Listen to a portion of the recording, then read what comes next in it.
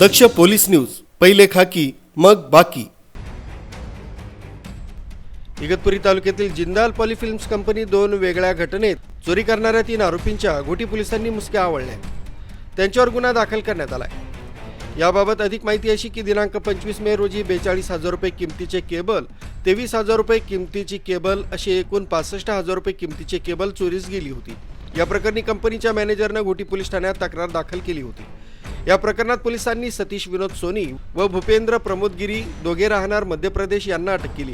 तर दुसऱ्या घटनेत दिनांक 28 मे रोजी ट्रेलर चालक संशयित आरोपी भागू कीर उदय रामजी राहणार गोविंदपुरा जिल्हा भिलवाड राजस्थान याने त्याच्या ताब्यातील ट्रेलरमधील जिंदाल कंपनीत सामान शिफ्टिंग करून झाल्यानंतर गाडीत तांत्रिक अडचण झाल्याचा बहाणा करून कंपनीतून बाहेर जात असताना गेटवर कंपनीच्या सिक्युरिटीनं गाडीची कॅबिन चेक केली असता कॅबिनमध्ये 1.5 लाख रुपये किमतीची 100 किलो कॉपरची तार चोरी केली असल्याची माहिती समोर आली।